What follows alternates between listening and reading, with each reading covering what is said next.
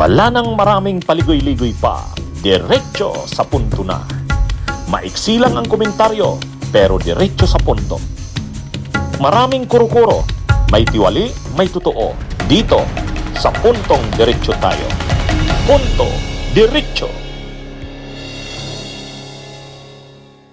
Ano bang totoo doon sa sinasabing may nawawalang 50 million di umano na pondo ng PCO? Yung Presidential Communications Office, 50 million daw nawawala. Pambayad daw sana yun sa mga vloggers na pro-administration. Totoo ba ito? Sige, pag-usapan natin. Itong tungkol sa PCO. Ang PCO, yan yung Presidential Communications Office. Ang dating secretary dyan o head niyan ay si Jay Ruiz. Ngayon kasi pinalitan na ng yung kalbo na secretary ng PCO, si Dave Gomez. Oh. Si Jay Ruiz nang naging secretary ng PCO, kasabay niya si Yussi Claire Castro. Kasabay niya yan. Si secretary si Jay Ruiz pero PCO secretary ay PC undersecretary naman si Claire Castro. Ang rank niya USEC undersecretary. Pero nung bandang huli, tinanggal si Jay Ruiz, pinalit si Dave Gomez. Si Dave Gomez, yung kalbo na secretary, pero na-retain si Yussi Claire Castro kasi marami namang sumusuporta kay Claire Castro na wag itong isama sa tatanggalin. Sinunod naman ng Malacanang na hindi inalis si Claire Castro. Pero ang pinaka-issue ngayon na kumakalat ngayon na issue, kaya daw sinibak si dating secretary ng PCO na si Jay Ruiz dahil mayroon daw 50 million pesos na nasa vault yata o basta yung tubuan ng PCO ng pera na wala daw bigla. Ay yung pera daw na yun na 50 million pambayad sa mga vloggers na pro-administration. Ngayon, mayroong ganyang intriga o may ganyang kwentong kumakalat.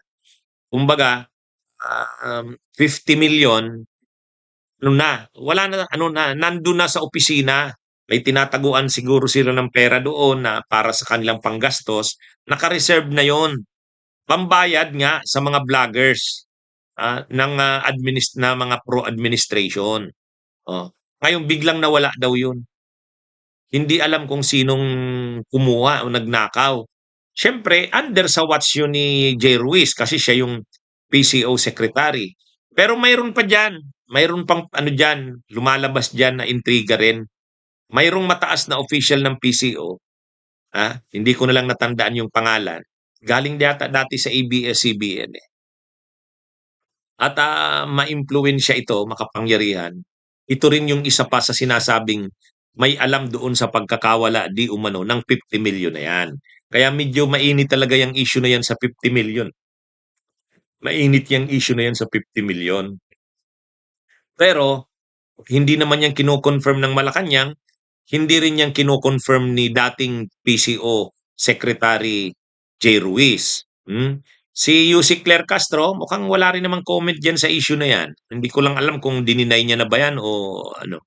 Natabunan kasi yung issue na yan ng nawawalang 50 million ng yung kay Claire Castro at saka Robin Hood Padilla. Ay di ba? Mas mainit yung issue nung kay Robin Padilla at saka kay Claire Castro eh. Yung tungkol doon sa wiretap na audio conversation na sinasabi sabi ni Robin Hood Padilla nung una, ang alam niya raw ayon sa kanyang source, si Yussi Claire Castro yon. Dininay ni Yussi Claire Castro yon. Sabi niya, hindi ako yan. Kaya ang sabi tuloy ni Senate President Soto at ni Senadora Loren Ligarda, ay dapat kasi pinatingnan mo na lang muna yan, Senator, siyempre sinabihan si Rubin. Dapat kasi pinatingnan mo na muna yan sa NBI. Pinatingnan kung yung authenticity niyan. At saka, baka bawal yan kasi winertap. Winertap. Siyempre, mayroon tayong anti-wiretapping law. Senador pa naman si Rubin. Tapos gagamit siya ng wiretap na conversation. Siyempre, bawal yun. Siyempre, bawal yun. Anyway, yan, mas natabunan ng intriga na yan, yung inuungkat na yan ni Robin tungkol dun sa audio conversation, na pinipresent ni Robin. Natabunan yung issue ng 50 million. Kaya wala ngayong walang, di ko alam kung si Yusek Claire Castro ba dininay na yan. Oh, mayroon kasing nagkakalat niyang na yan yung 50 million na yan eh.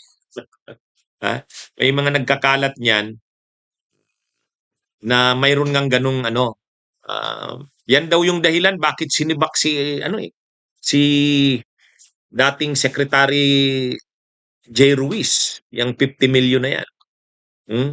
At mayroon pang nadadamay dyan, nadadawit na dating sa ABS-CBN na mataas na opisyal ng PCO rin. Sangkot din daw dyan sa pagkawala na yan ng 50 million. Bagamat, mukhang si J. Ruiz, dininay na ba yan ni J. Ruiz? Si J. Ruiz? Itong si Robin ngayon, mainit kasi sa PCO eh. Sabi niya, ang PCO daw kasi nagme-maintain ng mga bayarang vloggers at mga trolls. Kaya pinapalabas din yung issue na yan ng 50 million, pambaya daw sana yung sa mga vloggers.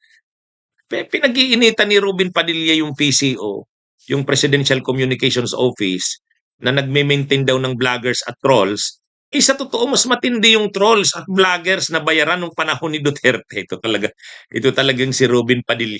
Nung panahon ng kanyang idolo na si Digong, si Duterte, yun ang talagang maraming vloggers at saka mga marami talagang trolls yun na bayaran. Dito sa panahon ni PBBM, mayroon din siguro kasi siyempre kailangan din talaga ng mga vloggers na magdidepensa sa administrasyon. Pero hindi kasing grabe at kasing garapal nung panahon ni Duterte. Nung panahon ni Duterte, kitang-kita mo ang narratives talaga pare-pareho. Talagang kitang-kita mo na bayad kasi grabe yung pagtatanggol nila noon kay Duterte, kahit alanganin pinagtatanggol talaga. Pero hindi yun nakikita ni Robin. Ang nakikita niya ngayon, ang administrasyon daw ngayon, maraming trolls, maraming vloggers na bayaran. Kaya pinag-iinitan si Yusek Claire Castro. At saka yung yung nawawalang 50 million ngayon, pinapalabas na naman yan.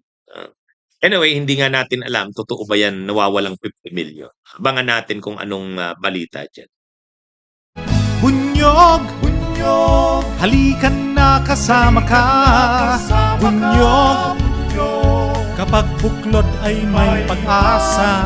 Luzon, Visayas, Mindanao, isa ang pananaw.